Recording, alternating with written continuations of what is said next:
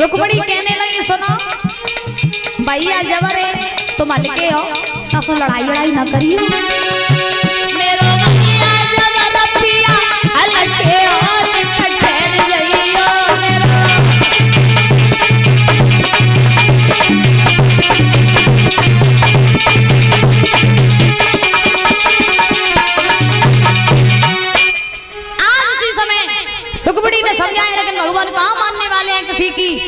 उसी समय ध्यान रखना रुकुम ने ललकारा है कन्हैया ये तो नहीं जानता था कि तूने लूट लूट करके माखन खाया और वन वन में तूने गाय चराई गोपियों के वस्त्रों को चुराया लेकिन आज हमें पता चल गया कि तू तो लड़कियों की भी चोरी करता है?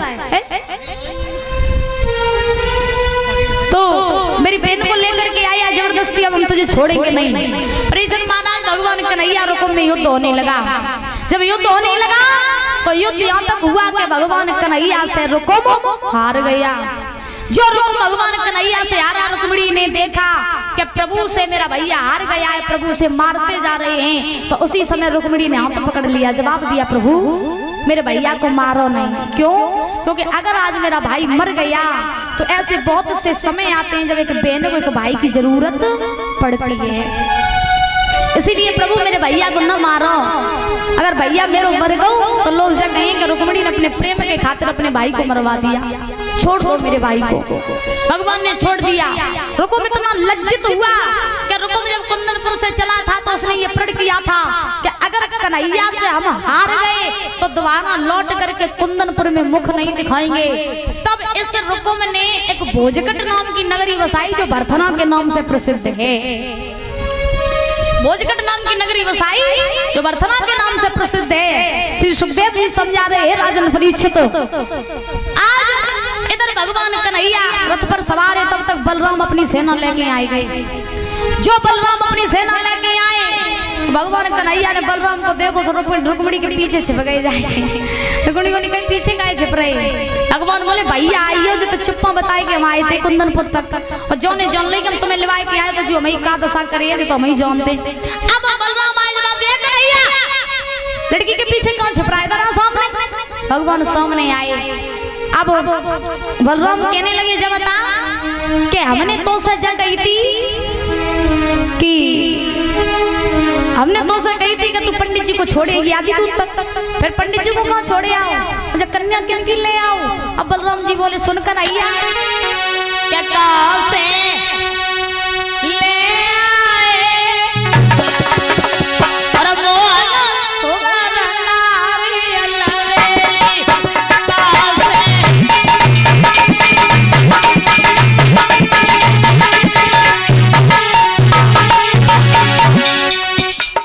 बलराम कहने लगे कन्हैया से कहाँ से ले आए?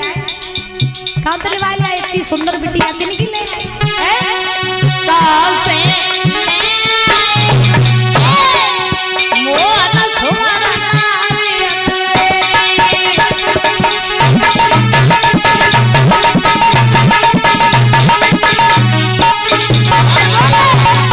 अरे कौन की बेन कौन की बेटी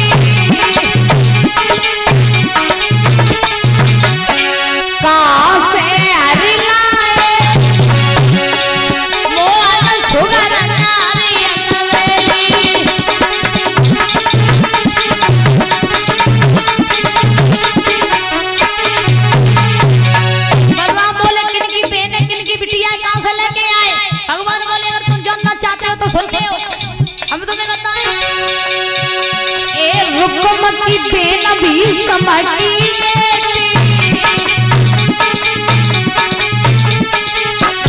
अरे रुकुम की बेन भी समकी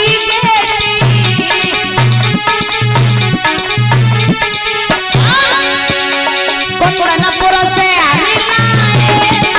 भैया कुंदनपुर से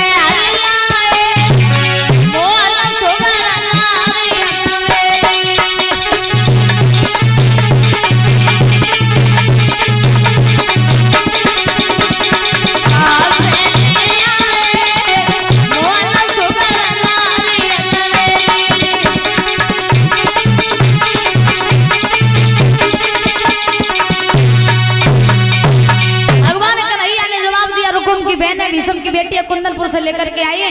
इसका भैया जबरदस्ती इसका विवाह अपने साले ससुराल के साथ कर रहा था, इसीलिए मैं इसे ले आया। सुंदर देखिए कतरवर की छाया,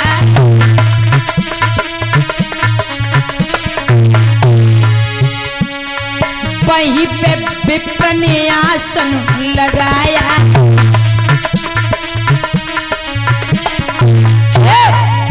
वो तो ओढ़ के सोइयो कामरिया सुनु सावरिया, तो ओढ़ के सोइयो कामरिया सुनु सावरिया।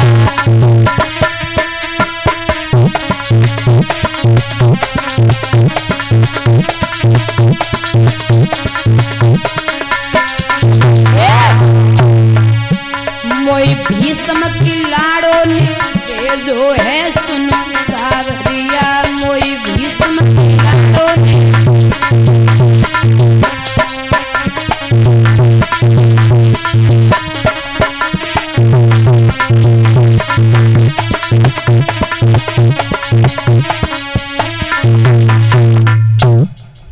महाराज बूढ़े से ब्राह्मण चले हैं मैया, तो एक राज यादव और ये राज यादव बेटा जो माला अर्पण कर रहा है, बच्चा बड़े उस्ताद हैं।